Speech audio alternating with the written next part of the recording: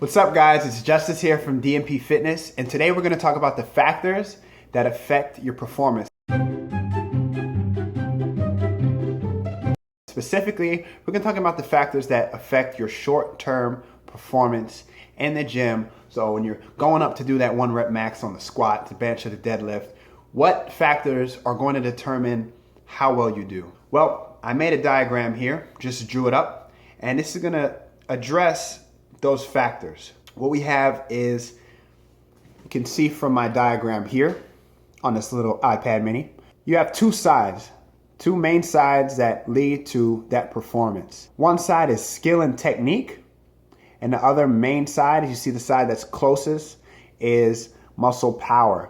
So the question is, what leads up to these two factors, which are the main two factors that lead up to that performance? Well, you see here that practice is needed to build up that skill and technique. And we can see that skill and technique is important because you need to have efficient movement patterns, and you need to practice those patterns. You don't have to always do them under heavy loads though. So that's why things like pause squats, pause deadlifts, things like that are so beneficial, because you're able to practice the movement patterns, ingrain them in you.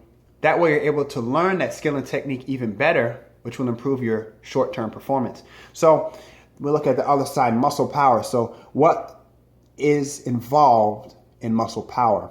Well, if we go all the way to this side here, you'll see that it says motivation and arousal. So your level of motivation is important. It's actually quite important. It's not as important as other things, but it is important, especially in this short-term performance. So some people are just really able to get themselves amped and hyped up, and in effect, they'll be able to have greater short-term performance. And the second one there you see is your fiber type and your recruitment. Now, obviously, we're going to use the fast twitch muscle fibers to move the weight quickly and to do any short burst of movement. But unfortunately, you're born with a certain percentage of muscle fiber types, and you can't really change that. You can sort of improve it through training, but not drastically. So this is one of those factors that you're born with. Some people are genetically predisposed to do better at short-term performance. Olympic athletes are obviously the select few. If you're a sprinter, you have a great ratio of fast twitch fibers to slow twitch, and you're able to recruit those. But you can improve the recruitment and slightly the fiber type in an average individual. If you train for those things, your body will adapt a little bit.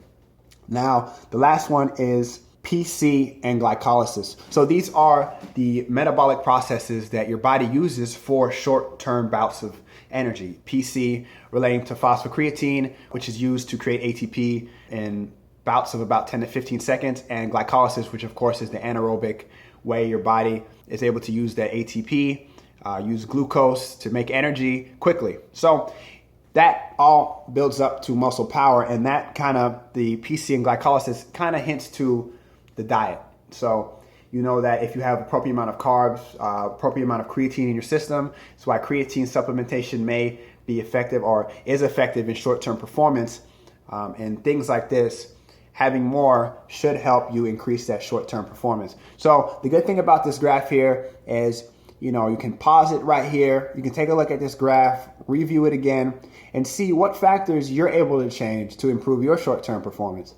Obviously, things like your fiber type, you probably don't want to spend too much time trying to fix, but you can work on your skill and technique. You can practice that. You can work on motivating yourself, finding that song that gets you amped up, or just getting in the right mindset. And of course, you can't directly affect your body's ability to utilize glycolysis better, but through training and maybe with some creatine supplementation, you can increase that short-term performance, creating more muscle power and having more skill and technique.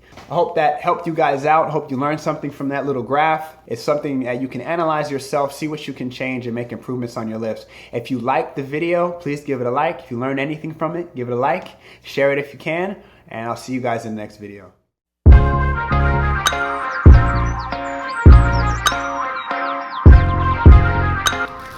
Pop-Tarts, strawberry frosted. I'm gonna eat this in class. That's why I'm showing it now, because I can't have the phone out in class. So pop these, and then we're gonna go hit an upper body workout. Hopefully